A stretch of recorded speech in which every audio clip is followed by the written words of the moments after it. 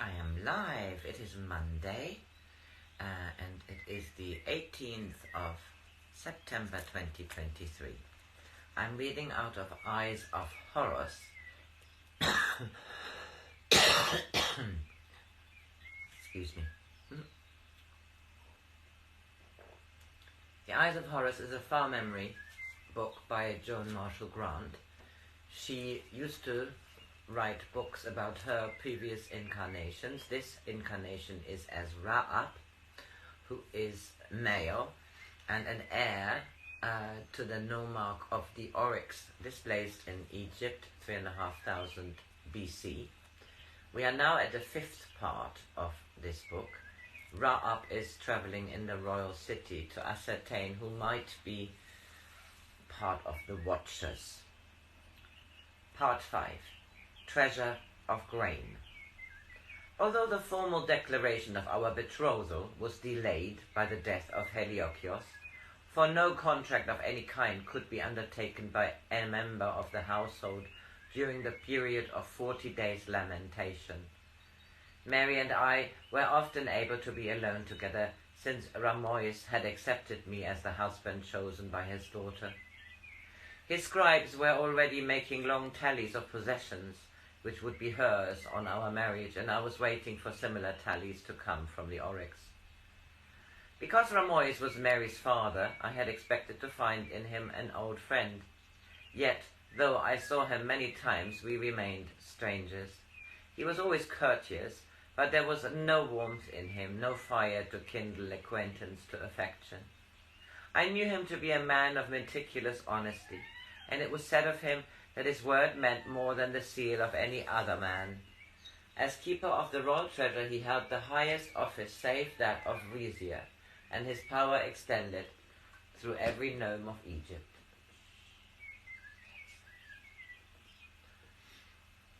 It was he who decided when grain should be bartered for gold and ivory, or when these, in their turn, needed to be bartered to foreigners for grain.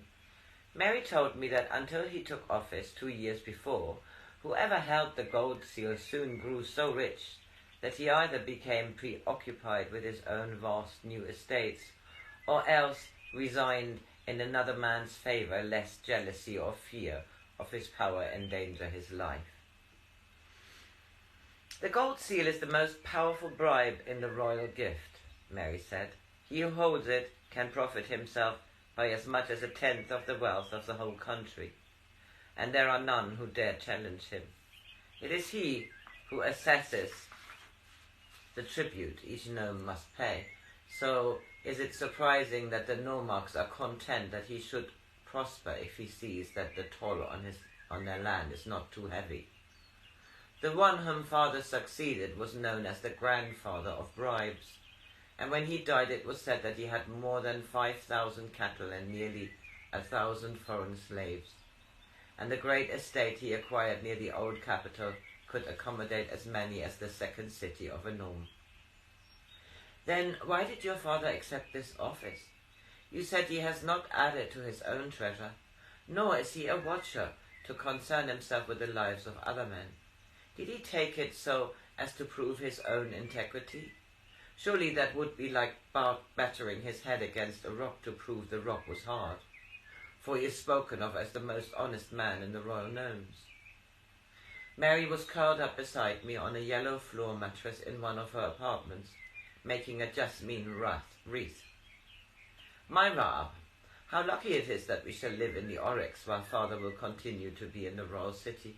When I sit between the two of you at a meal, it's like eating alone between the granite statues which support the great doors of the new temple. You have never met anyone like him before, have you? You expect everyone to be your friend or your enemy, and you can't understand someone who can be neither. If father died, no one would be glad, and no one would weep. Yet they would miss him, as they would miss the great pylon which marks the northern boundaries of the city. If it were to disappear in the night. I've never seen him laugh, and I've never seen him admit to anger, though I tried hard enough to make him do either until I found it was useless. He has never been unkind and always treats me with absolute justice. Yet why he ever married I have never understood. Neither, I think, has he." She paused to consider this matter further and then went on. No doubt his mother arranged the marriage, for my mother came of a family whose estates adjoined his, and I have been told she was beautiful. I hope she was like him, cold and without imagination. I don't know, for I have never seen her even in a dream, but if she was like me, though I wept for 20 years, I still could not show the measure of my pity, for I would know she died of boredom and not of childbearing. You told me I picked too much jasmine, but I didn't, for I have enough to make a garland for you to wear around your neck. That's going to be one of the 1,000 lovely things of living with you, Ra. I'm never going to be bored.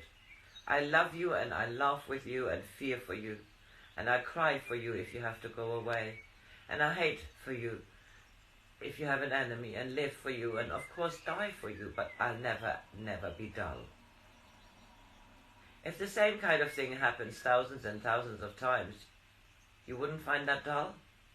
What kind of thing? I've kissed your right breast 100 times, perhaps more, while you've been talking, and your right shoulder about 60 times, and your right eyebrow 70 times. I've quite forgotten how many times I've kissed your ear, and when I kiss your mouth, I can't remember to count. I'd better come round to your other side, otherwise my left breast and my left shoulder and my left eyebrow and my left ear are going to be jealous. And it would be awkward living in a body when one side was jealous of the other. Think of the way the left hand could pull the bed cover away so that the poor right shoulder would get cold. No, up, don't, that tickles. Poor old Heliopius will be safely tracked away in his tomb in another 12 days, and then very soon you won't need a bed cover because you'll have me. Not even in the cold weather? Well, it would have to be very cold weather. After a time I remembered to ask her something I'd meant to ask her earlier in our conversation. She had given up the idea of plaiting a garland for me, because I had been using the jasmine flowers to make a pattern that flowed down between her breasts into a little avenue across her belly. Then she said they tickled her and sat up. The flowers scattered on the floor, and we were both too idle to collect them. Mary, you still haven't answered my questions. Why did your father become keeper of the treasure? So as to see if his ideas on barter would really work. It's the only thing in which he's really interested. I've never understood why. It isn't as if he wanted to be richer, or because it gave him power, or even because it made people admire him.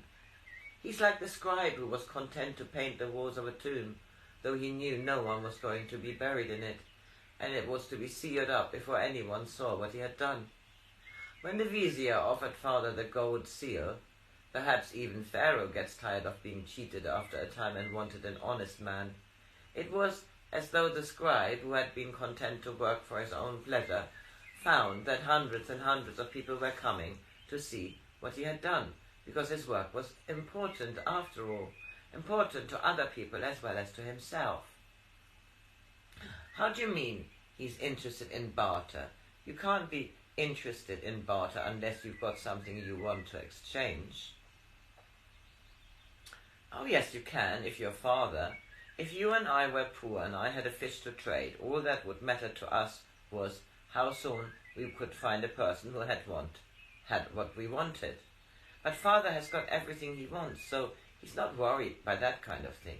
He hasn't been able to change the barter system yet.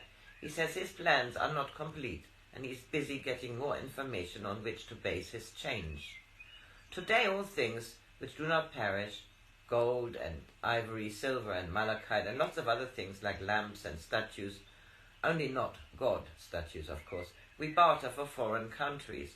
When we need things we can only get from them.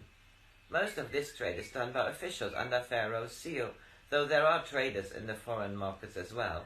Only nobles have that kind of treasure in their private possession, though some of the merchants and minor officials have some also. But the majority of our people are poor, and what they have to barter are things which perish quickly. Fish or fruit, vegetables, milk or eggs, and usually they want to exchange these for grain. except in a very good year when they have been able to grow sufficient for themselves. They should always be able to grow sufficient for themselves. They can't, Ra'ab, they haven't enough land. How can a man grow enough for himself and his family on a little field, perhaps not more than 20 by 30 paces? Why isn't there enough land? Because Pharaoh and his officials have taken it from the people. The corn is grown, but it does not belong to the grower. It belongs to the man who owns the land. The rulers of Egypt have forgotten that earth is the estate of the gods, and that what the earth yields is a gift from the gods to the man who tills the soil. Of course there's enough land, Mary, more than enough, for every man and woman and child in Egypt to eat their own bread. The Nile gives us 2 harvests, sometimes 3, each year. But have you forgotten that only yesterday we saw 90 grain barges going upriver? They were not carrying grain to the southern nomes.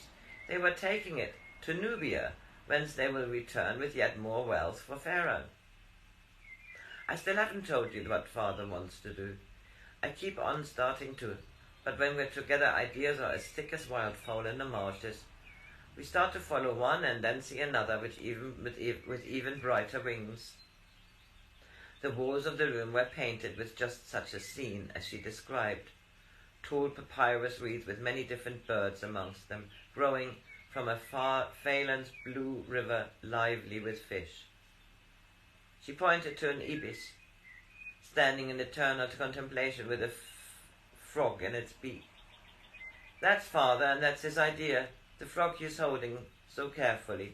That's why he never laughs, because he's frightened that if he did it might escape him. Think of the frog and forget everything else until you have told me about it. All right, I will, but you mustn't kiss me while I'm trying to talk sensibly, at least not very often. Father thinks, just as we do, that everyone should have enough land on which to grow food for himself. But he said there's no good taking land away from the rich and giving it to the poor unless there is a new system by which the poor can keep their tenure during a bad year. How do the owners of great estates survive even several bad years? How does Egypt herself survive? This was the first question he asked himself, and the answer was because they hold treasure, so that when their granaries are empty they can exchange some of their durable wealth for grain. If the owner of a great estate lacks something, he gets it by bartering something else, of which he has a surplus, with the owner of another estate. He may lack grain, but have linen or building stone or fine pottery. And if he has no surplus that year, he barters with some of this stored treasure that do not change their value when harvests fail. This is done by one nomarch with another, and if there is not enough grain in the 2 lands, then Pharaoh's treasure house is opened and Egypt trades with foreign countries. But the poor have no durable treasure, and if their crops fail, they lose their lands or else go hungry. Why should they? In the oryx we have had lean years, but we watch the rising of the river, and so we know when we shall not be able to fill our granaries and must barter with the north for grain. Father's treasure is used so that his people shall not suffer when Not is reluctant of her bounty. And if any who live in the oryx hungered while there was still a single tusk of ivory in the possession of the gnome, it would be as though a man ate his fill while his children cried, because they were starving. If the 2 lands were like your oryx, there would be no need to make new laws for everyone would obey the laws of the gods, and remember, they are brothers. But Father does not know of the Watchers, and even if he did, he still would only be able to understand laws which come within his compass of experiences. You and your kind of people have a warm humanity, but men like my father can only understand justice, which does not need affection to interpret it. There are many people who still need men's laws because they are not yet ready to be free of them. In the oryx, the people are given food if they lack it through no fault of their own. But, except for a few who are given the royal bounty, that doesn't happen here. In the rest of Egypt, no one gets anything unless he's able to pay for it. If people can't pay in produce, they must pay in land. And they have no land, and if they have no land, they must work for the man who has saved them from starving until the debt is paid. And often this is not for 20 years or even a lifetime. How do you think Pharaoh and his nobles built their great houses and other monuments to their importance? By slave labor, and not only foreign slaves, for thousands of our people have to work for them, because once they had to beg for grain or see their children starve. Grain is the real wealth of Egypt, and grain should belong to free men who have caused it to grow. It should be bartered with foreigners only when our harvests have failed. But now, even when the granaries are filled before the second harvest, the people do not benefit. Rather than they should be free of the fear of famine and to refuse to work unless they are well treated. The grain is allowed to spoil unless there are enough ships to take it to the foreigners whose lands border on the Great Sea, or enough slaves to carry it to the trading outposts of the barbarians. When 3 lean years are linked together, even those who have something to sell cannot get grain in exchange. They blame the Nile and do not realize that it is Pharaoh who should be called the father of famine. Pharaoh is always reluctant to replenish the granaries when it means that his treasure must go to make the courts of other kings more splendid. For it is by wealth and not by the contentment of his people that Pharaoh judges his power. That will be changed when a watcher rules over Egypt, for then no one will hold authority who does not wield it to bring security to those under his care. So far your father and I are agreed. But still, I do not know the message of the frog he holds so carefully in his mouth. Every man should profit according to his work, and he should be protected when this is destroyed by Nut. Under our present system, in a year of plenty, a man may grow so many lettuces or catch such great hauls of fish that he can find no one with whom to barter them, and in a bad year he goes hungry because he has nothing to trade. He has no durable treasure, and treasure which should be his, grain, which will last for several years, is in the hands of the rulers. Through tradition, a fish has a fixed value in exchange for vegetables, and this value remains unchanged even though the river may have yielded little to the nets, while the gardens have given a heavy crop. When this happens, the man with the lettuces suffers with the fisherman, for as long as one cannot afford to buy, the other cannot sell. Father says that every nome should be divided into districts, each small enough for a market overseer to know all the conditions, such as the weather and the state of the water channels that have affected each particular group of produce. Each of these groups, vegetables, fruit, milk, cattle, wildfowl, will have a sliding scale of values, both to each other and within the group. For instance, each variety of vegetable will have a set value in relation to every other kind of vegetable, and these will be adjusted according to how the season has affected each variety.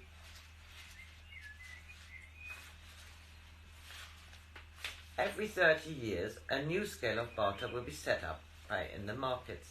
It will be painted on the wall in picture signs, not hieroglyphics, so that all can read it. At the top of each scale there will be a circle, meaning that any one of the units painted below it can be exchanged for a unit on any other scale, and below the circle will be the relative value of the things to be found in that part of the market. I'm going to finish this here because my battery is almost empty. It drains very quickly. And I will finish this later this afternoon.